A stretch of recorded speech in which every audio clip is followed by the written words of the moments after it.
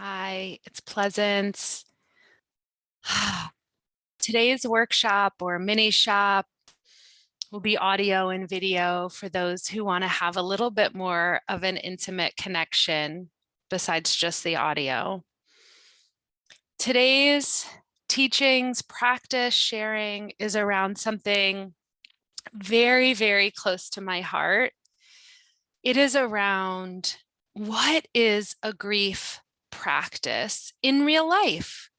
What does grief, honoring grief, and staying close to it and having deep reverence for grief look like in a woman, that's me, 43, almost 44, 2 kids, 25-year relationship. My mother and father are still alive. My grandmother is still alive.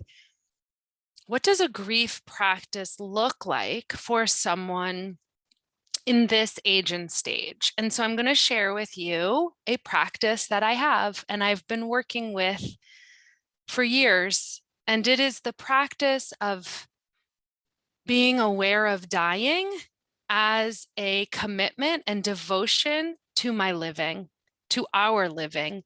I have a relentless passion, interest, drive, motivation, ambition, fire for life. I just want to sit up a little. There we go. And this drive brought me to death. Like the awareness of the reality. And that is layers upon layers, years upon years of being in Buddhist communities. That's where it began. Zen Buddhism, Shambhala, where Shambhala, layers upon layers of Buddhist and Eastern philosophy led me to this, like kept reminding and teaching. You have death meditations and contemplations on death, and these are just part of the practice. So I'm really grateful. While I do not practice engaged Buddhism regularly right now, this is one of the best, most precious gifts that I got from so many years sitting, listening, reading, and participating in rooms and worlds where death is welcome. You know, thinking about a yoga practice and all of those years of teaching Shavasana, it really made an imprint on life because I had the opportunity to die myself on the mat every day and to also guide people through that. So the practice that I'm sharing with you today is about the top 5 regrets of the dying from Bonnie Ware. And the practice that I'm sharing is, these are statements that I have marinated with, sat with, journaled about, lived into over many years, right? And so these 5 regrets of the dying have become the life plan for me. Nobody else has to do this or participate. I just want to kind of pull back some of the layers and the curtains and like just be really transparent about this grief practice that I have and really open it up to others, because there's so much suffering and there's so much delay of living and life. And when you spend so much time contemplating death and marinating on it and reading books about grief and dying and practices, it really begins to sink in. And so I invite all of us, like I said, I actually, right now in this moment, my tiny primary family is all still alive. I have recently experienced a tremendous amount of secondary grief, which means people that I love and care about so much, inner circle people in my life, have lost primary people, right? So I have my little family, and then I have a layer outside of it, a very, very close, near and dear. And I've had a number of people in that second layer lose people in their primary. And so this is kind of like an expansion and contraction of grief, like the dynamic relationship we have when we're supporting and caring for people who are so close to us and they are grieving or suffering. How do we really support them as secondary support? And then what kind of support do we need? Layers upon layers of support to help us help them. And sometimes help, quote unquote, is just hand on heart, deep breaths, feeling heartfulness, feeling the softening of the heart, being in touch with our own love, capacity for loving, and then sending or sharing it with them without doing anything else. So the top 5 regrets of the dying. Number 1, I wish I'd had the courage to live a life true to myself, not the life others expected of me. Okay, so this might be a little bit emotional. I didn't quite realize that I would feel grief and sadness and tenderness already reading number 1 in the heart. So here I am, fully human. I wish I'd had the courage to live a life true to myself, not the life others expected of me. I remember when I left teaching because of a tragedy, a trauma, and my beloved grandmother, I think it was maybe one of the first times I didn't really feel her support. She really expected me to stick with it. She really did not understand my decision. And my husband, can't remember if he was my husband or still my boyfriend. It's been so many years. I think he was my husband at that point. Yeah, he was. Continued to support me no matter what. Even though this person that I loved and cherished and do love and cherish, my grandmother, and I listened to everything she always told me to do, go to Israel, go to UPenn, go to this program, go to Camp Shalom, everything my grandma said, I basically said yes. And this was the first time where she said, Plez, I think you should just stick it out. You made a commitment, stick it out. And y'all, I could not breathe in that position. I was in a huge threat response. I was really suffering. My whole body was shaking all the time. I was like completely collapsed. And so that was a moment I remember being a really profound, pivotal moment of having the courage to live a life true to myself and not the life others expected of me. And so if we're thinking about the top 5 regrets of the dying, we're taking the end of life and we're backwards mapping it to create a life that we want to live, taking in all the wisdom of the dying. And that's really how I see these top 5 regrets. Number 2, I wish I hadn't worked so hard.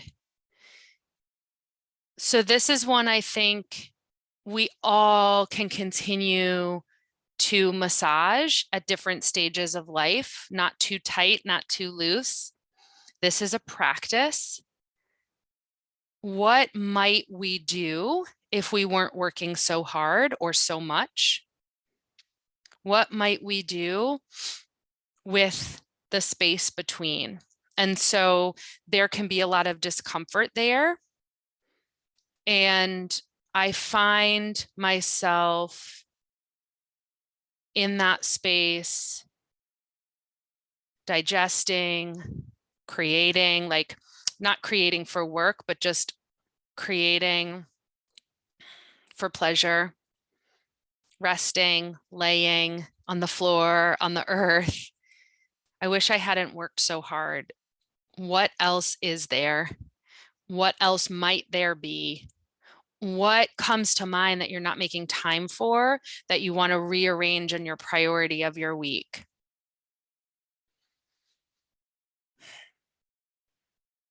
Number 3, I wish I had the courage to express my feelings.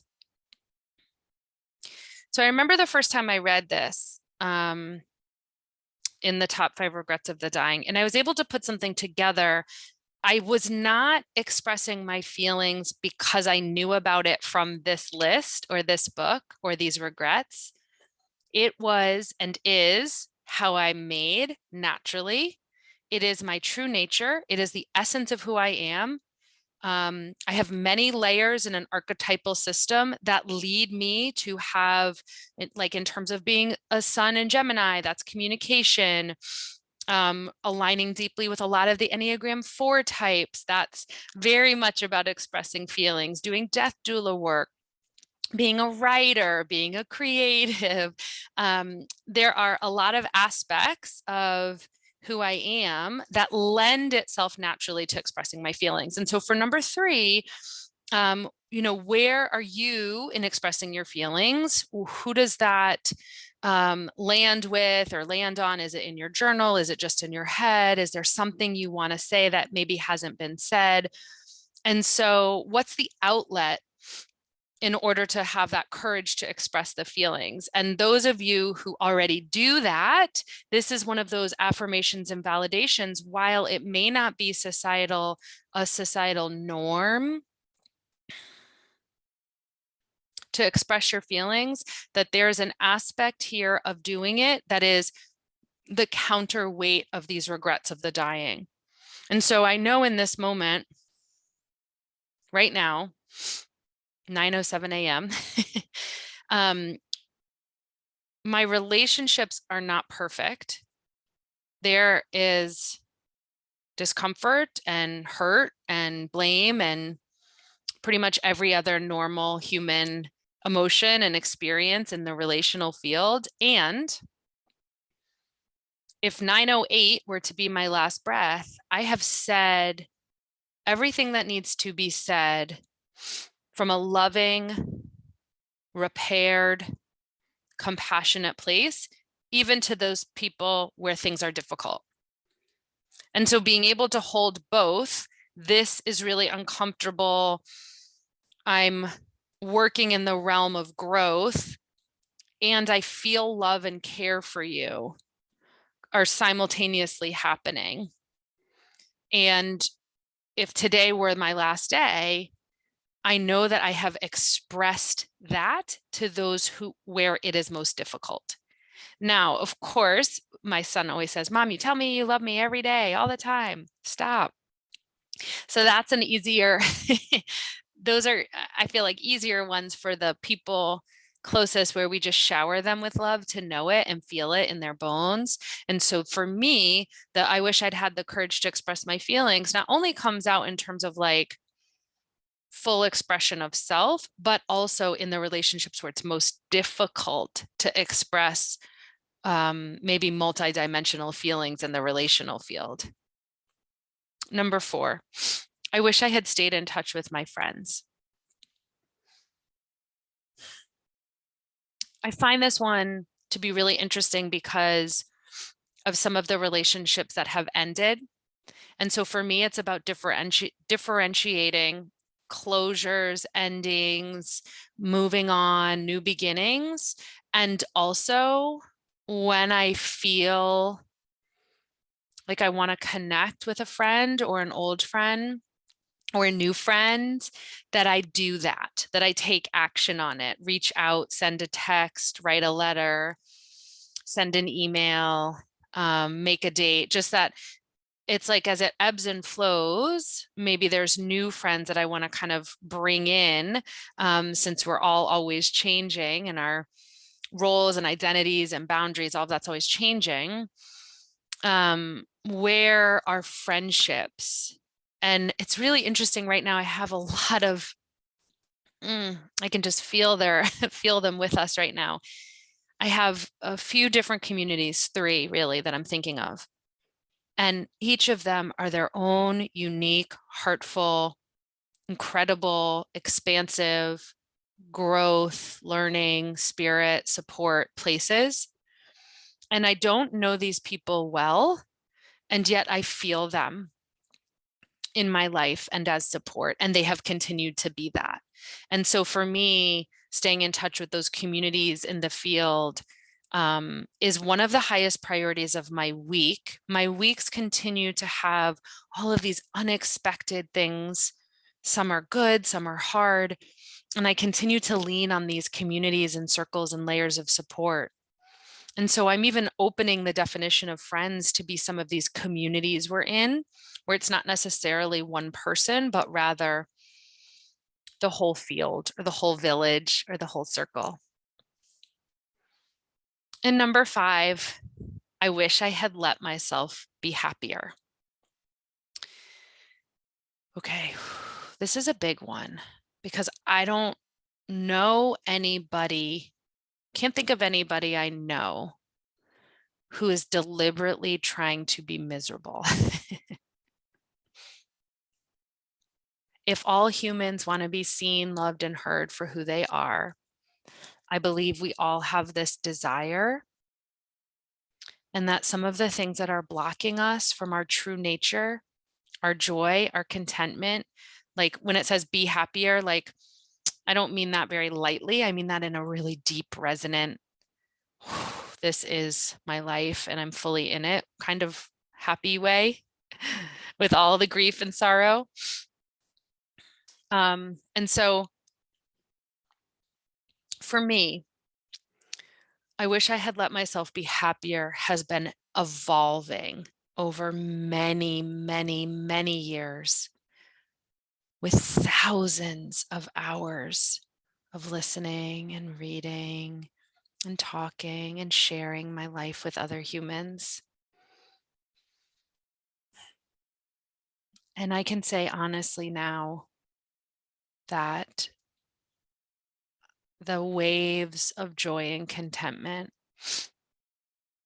that come through each day or each experience are the result oh, the result of so much intention and orientation towards this. So if the regret of the dying is I wish I had let myself be happier, and the human hears that and says, awesome, I don't know what to do about that in my life, then that's where some of the heavy lifting, I find it extremely delicious and erotic and sensual and beautiful. That kind of like so deep spiritual work, that's like that intensity and intimacy with self and self-awareness is incredible to me. So this idea of I wish I had let myself be happier may be a longer path for you. For some of us, it may take lifetimes upon lifetimes. It might take one thing that's weighing on us, picking it up and putting it down and being like, oh, this was literally just permission I needed to give myself. Some of us have that.